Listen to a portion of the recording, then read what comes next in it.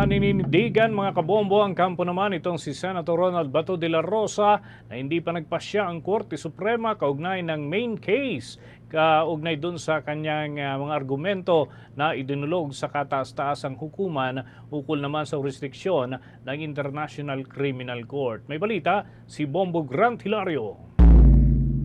Bombo Danes, binigyan linaw ng katas-tasang hukuman na hindi pa nito tuluyan nire-resolba ang kabuuan petisyon inihain ni Senador Bato de la Rosa. Ayon sa payag ng Korte Suprema mula sa opisina ng tagapagsalita, ang inisyong bagong desisyon ay ang patungkol pa lamang sa kahilingan interim relief ng mambabatas. Ang motion of pleading sa pangunahing mga isyu na idinulog ni Senador Bato sa hukuman ay kasalukuyan nakabinbin at re-resolbahin pa ng Korte. Magugunitang sa botong 951, ibinasura ng Korte Suprema ang kahilingan ng senador na temporary restraining order o status quo ante-order.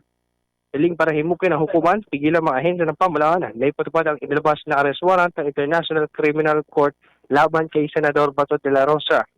Question kasi ng kanilang kampo, legalidad ng naturang warrant kung itutuloy ang implementasyon nito para arestuin o dalhin ang mambabatas palabas sa teritoryo ng bansa.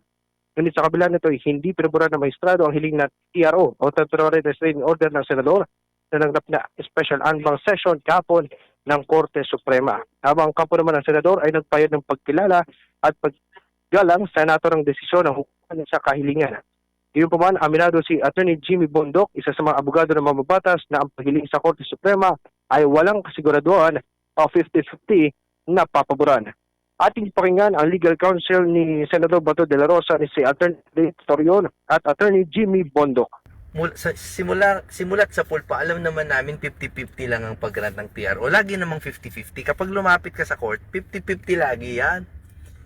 Because it is always up to the circumstances. Pero happy ako, brother, na we were able to convince at least 5 justices, no? Yes, there are 5 justices. Alam naman natin, gobyerno ang kalaban natin. We are up against the full panoply of powers of the government here.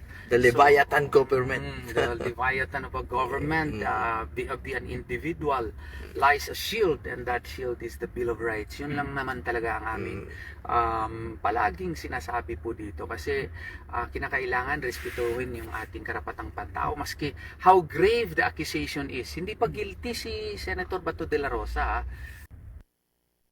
Pagtitiyak ng kanilang kampo, naggagawin ng lahat na maaari pang remedyo para sa panig ng mambabatas. Posiblihan nila sila magay ng motion para iparekonsidera ang pagbasura sa kahilingang interim relief. Para sa Bombo Network News, ito si Bombo Grant Hilario, and this is Bombo Radio Philippines, the #1 and most trusted source of news and information.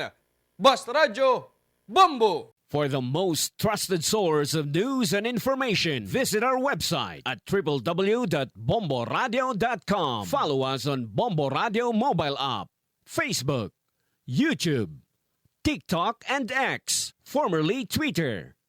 Like, share, and stay connected. Anytime, anywhere.